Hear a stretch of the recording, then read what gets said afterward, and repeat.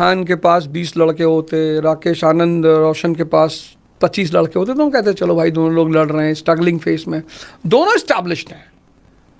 मतलब रोशन आनंद के पास भी अच्छी संख्या में लड़के हैं, वो भी बहुत अच्छे टीचर माने जाते हैं, और खान साहब ने तो अपना साम्राज्य बना ही रखा है।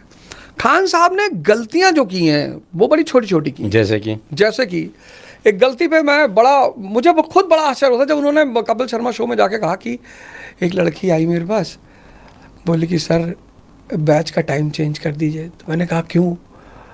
तो बोली सर मैं बर्तन मांजने जाती हूँ। ये बात मुझे डाइजेस्ट ही नहीं हुई। आईएएस एस्पिरेंट बर्तन मांजेगा, और अगर वो बर्तन मांज रहा है तो फिर आईएएस की तैयारी करने लायक नहीं है। उसको खान साहब को मना करना चाहिए था कि बेटा अगर तुम 10th की मैथ्स नहीं पढ़ा रही हो, अगर तुम 10th की ज्योग्राफी नहीं पढ़ा पा रही हो, 10th की बायोलॉजी नहीं पढ़ा पा रही हो, 10th की फिजिक्स नहीं पढ़ा पा रही हो, तो तैयारी क्यों कर रही हो?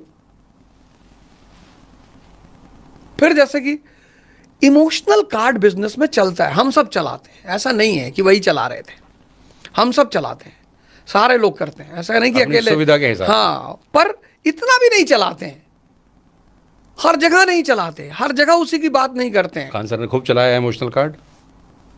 भाई जब कोरोना आया 2 साल फ्री मैं एक प्रोग्राम चलाता था नौजवान क्रांति, 1 रुपया नहीं लिया 2 साल, पूरी इतिहास की कहानियां सुनाई, लोगों को मोटिवेट करता था। अभी भी सारा यूट्यूब पे मेरे लेक्चर्स पड़े हुए हैं। मैंने कभी नहीं कहा कि साहब कोरोना में मैं आपको मोटिवेट करता था, मैं आपको इतिहास पढ़ाता था, मैंने कभी कहा ही नहीं। ये तो समाज देख ही रहा है ना, उसे बताने की क्या जरूरत है? रक्षाबंधन आप मना रहे हो, ठीक है, अच्छा है। आप त्रिपुंड लगा रहे हो, बड़ी अच्छी बात है, हिंदू सेंटीमेंट बड़ा खुश हो रहा है कि यार मुसलमान जो है त्रिपुंड लगा रहा है। आप ईद भी तो सेलिब्रेट करवाओ, वहाँ भी 5000 लड़कों को बुलाओ, सेवई खिलवाओ, ये सब काम करो। तो कहीं ना कहीं वो जो एक गेम वो सेट कर रहे थे वो ज़्यादा हो गया था, उसका उन्हें नुकसान उठाना पड़ा, उसका उन्हें खामियाजा भुगतना पड़ा, और उस पर से एक दुर्घटना घट गई। भाई रोशन आनंद जी के भाई की डेथ हो गई, वो बहुत बड़ी दुर्घटना थी। अब वो दुर्घटना थी या जो भी रहा हो तो पता नहीं, जब तक जांच ना हो, जुडिशरी निर्णय ना दे, लेकिन परेशान दोनों लोग हुए, और मुझे तो लगता है कि कहीं ना कहीं खान साहब को बहुत नुकसान हुआ। क्या लगता है उनका करियर के आगे के राह आसान है, मुश्किल है, ख़त्म है? नहीं, मैं तो खैर मैं एक बात जानता हूँ बहुत सिंपल सी, कि जा पर कृपा राम के होई, तापे कृपा करे सब कोई। तो जिस राम ने उनको इतनी ऊंचाई तक पहुंचाया था, और वो वैसे भी शिवरात्रि और नवरात्रि मनाते हैं, तो जब शिवरात्रि मनाते हैं, भोले के भक्त हैं, तो काल उसका क्या करे जो भक्त है महाकाल का। तो अगर वो दिल से महाकाल के भक्त होंगे तो बच जाएंगे। लेकिन इशू बड़ा हो गया काफी। हाँ, इशू बड़ा है, बिल्कुल बड़ा है। एक्चुअली उनका जो वो था ना कि जैसे वो रिजल्ट वाली बात थी, शमानी जी के यहाँ जाके बोल दिए 1500 मैंने ही पास कराए 2000 में से 1500 मेरे आ रहे। अब ये सब नहीं कहना चाहिए। मैं जिस आदमी के साथ किया काम, मिस्टर PS रविंद्रन बाजीराम, आज पूरे देश में 3/4 आईएएस उसी आदमी के, उस आदमी ने कभी नहीं कहा कि मैंने आईएएस बनाए। मैं उनके बेटे की शादी में गया था, आईएएसों से पंडाल भरा पड़ा था, उस आदमी ने कभी नहीं कहा कि मैंने इनको आईएएस बनाया है। ये सब कहने की बातें होती हैं। फिर पता लगा रिजल्ट आया तो 10 ही लोगों का नाम आप दे रहे हो, 10 में भी 4 ने डिस्क्लोज करवा दिया कि साहब नहीं साहब ये तो हमने तो इनसे पढ़ा था, हम जानते ही नहीं इनको। तो ये सब नहीं करना चाहिए था। मुझे लगता है थोड़ा सा नादानियाँ उनसे हो गई हैं। लेकिन कभी कभी क्या होता है ना कि आपका एक ऑरा बना होता है, तो जब वो ऑरा टूटता है, टिलिज्म जिसको बोलते हैं, तो उसको रीबिल्ड करना। आपकी बात हुई पिछले 15-20 दिन में? मेरी एक दिन बात हुई थी बीच में, तो थोड़ा सा विचलित थे, तो मैंने उनसे कहा भी कि कोई बात नहीं है। तो मैंने कहा जितना ट्रोल आप आज झेल लो, मैं उतना नाश्ते में खाता हूँ, मेरे लिए सब तो चलता रहता है, ट्रोल रोल मेरे लिए कोई बात नहीं है।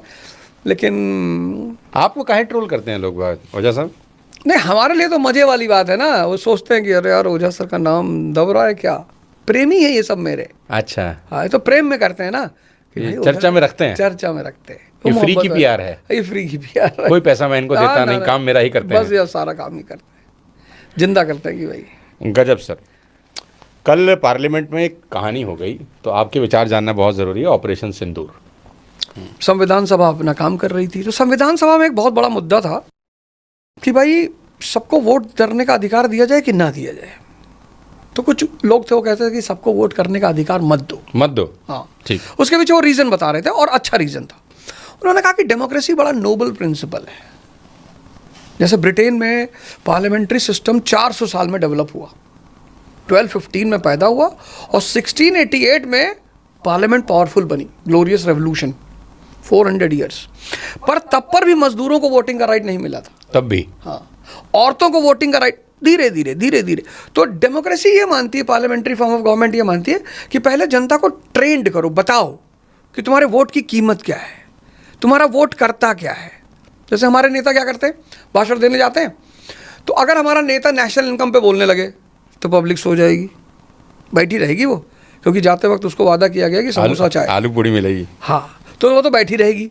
तो फिर नेता सोचता है कि यार नेशनल इनकम पे तो ताली नहीं बजी, फिर वो कहता है पाकिस्तान को धूल में मिला दे, पब्लिक खड़े होकर ताली बजाए जिंदाबाद। तो नेता को तो ताली बजवानी है ना, उसको मतलब नहीं बाकी चीज़। उससे क्या मतलब है, वो डिमोरलाइज हो जाएगा, आधा घंटा ताली नहीं बजी, पसीने आ जाएंगे, डिस्प्रिन की गोली खा लेगा, अपने पीएस को बुला के 2-3 चाटा मार देगा कि अपने आदमी कहाँ बैठे जो ताली बजाते हैं बार बार हर 6 मिनट पे। भाई 6 मिनट 10 आदमी, नेता का तो ये पेट काम है। मैं जब इलेक्शन लड़ा तो मेरे एक मित्र हैं, उन्होंने मुझे बुलाया, मैंने कहा बाबा जब भी भाषण देने जाना तो एक काम करना कि 8-10 लोगों को भीड़ में बिठा देना आपने। अच्छा, बोला ऐसा? हाँ।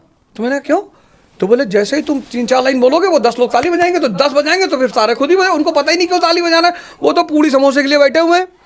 मैंने कहा भाई ये तो बड़ी तगड़ी बात तुमने बताई। तो अब जिस देश में पब्लिक पाकिस्तान पे ताली बजाती हो, हमें पाकिस्तान से लड़ना है, वो भूखा नंगा देश।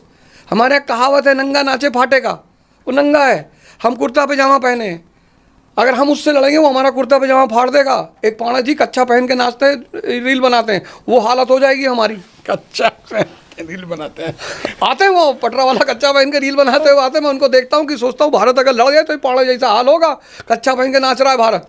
अगर हमें लड़ना ही है तो चाइना से लड़ना है, सूट वूट पहने, इनकी टाई खींच लाए, रोलेक्स की घड़ी उतार लाए, सबसे थोड़ी लड़ा जाता है। भाई झोपड़पट्टी में कूदोगे डकैती डालने के लिए, और झोपड़पट्टी में कूदे डकैती डालने के लिए पकड़ गए, पता लेटा के आप ही का लीवर निकाल लिए सब।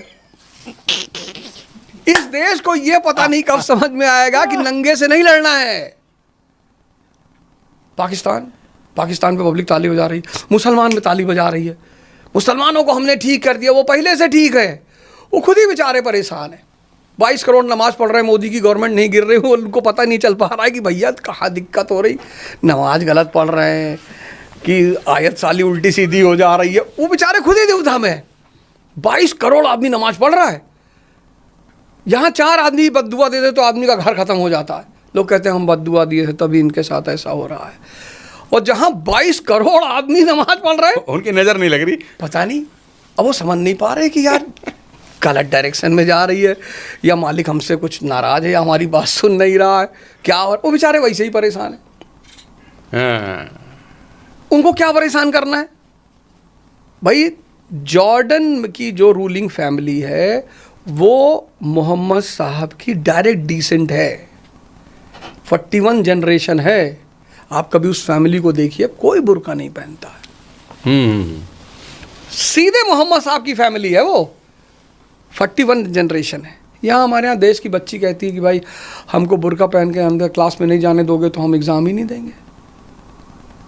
वो तो पहले ही डिस्टर्ब चल रहा है, उनसे क्या लड़ना है। यहाँ का आदमी ताली किस बात पे बचा रहा है, ये बड़ा इंपॉर्टेंट है। तो जिस देश में आदमी ताली हिंदुस्तान मुसलमान पे बजा रहा है, पाकिस्तान पे बजा रहा है, उस देश में संसद में ये सब घटनाएं घटेंगी। लेकिन कमाल की बात तो है ना कि 1 साल पहले उन्होंने कहा कि कोई कैजुअलिटी नहीं हुई, लेकिन कल डिस्क्लोज किया कि 6 लोग मारे गए सिंदूर के अंदर। अरे भैया सोनू भाई, मैं आपको बताऊं, इतनी मुश्किल से पार्लियामेंट में भी झूठ बोल दे रहे हैं। इतनी मुश्किल से राम मंदिर बना, कितनी मुश्किल से बना, कितनी कुर्बानियों से बना। फिर भगवान इंद्र जो है राम मंदिर के पदाधिकारियों के सपने में आए, और इंद्र ने पदाधिकारियों से कहा कि देख, नेहरू और उनका गैंग, इंदिरा जी भी हैं उसमें, ये सब आत्माएं मिलकर राम मंदिर लूटना चाहती हैं। तो पदाधिकारियों ने कीमती चीज़ें छुपा दी। ये आप लोग समझ नहीं पा रहे, ये सब चाल है सरकार की। ये लोग, आप लोग जो इल्ज़ाम लगाते हो राम मंदिर में चोरी हो गई, ने सरकार ने 1 साल पहले नहीं बताया, ये गेम है। लोग कहते हैं ना मोदी हैं तो मुमकिन है। मोदी जी अवतारी पुरुष हैं, वो लीला करते हैं, वो राजनीति नहीं करते भैया, आप लोग उनको एक राजनीतिज्ञ की नज़र से देखते हो तो उनके ऊपर इल्ज़ाम लगाते हो। अब आज से करीब 6 महीने बाद, साल भर बाद कुछ कहानी बाहर आएगी जो उनके अंतरात्मा से निकली होगी। भाई आप लोग तो एक संसारी की दृष्टि से उन्हें देख रहे हो ना। नहीं, वो तो वैसे कह रहे थे, मां गंगा ने बुलाया है। मैं तो उनको बनारस में जब उन्होंने स्टेटमेंट दिया उसके बाद मैंने उन्हें भगवान मान लिया कि प्रभु तो लीला कर रहे हैं। इटली के प्राइम मिनिस्टर को मेलेडी खिला देते हैं, लीला है, गजब है। भगवान कृष्ण गोपियों को मक्खन खिला देते थे। तो मैं तो अब उन्हें लीला की नज़र से देखता हूँ, मैं तो प्रधानमंत्री की नज़र से नहीं देखता। चेंज हो गया कंसेप्ट। हाँ, मैं तो उनको जब भी देखता हूँ तो मुझे लगता है मुकुट लगाया है, चक्र चल रहा है, और तो मेरा तो पर वो नज़रिया ही बदल गया। पीछे से प्रकाश फूट रहा है। हाँ, पीछे से प्रकाश निकल रहा है। और तो ठीक है, वो कुछ भी कर सकते हैं, क्योंकि ये सब नहीं होता। मैं बता रहा हूँ ना, मैं उसी मुद्दे पे हूँ। अगर इस देश की जनता ये जान जाती कि मैं राजा हूँ और इस सरकार को एक एक बात का जवाब देना है, तो ये सब होता, पेपर लीक होता, ये जितनी आज दिक्कतें चल रही, ये सब कुछ होता? कुछ नहीं होता। आप डॉक्टर बढ़िया चाहते हो, आप टीचर बहुत अच्छा चाहते हो, आप लॉयर बहुत अच्छा चाहते हो, तो फिर नेता अपराधी क्यों चुनते हो आप?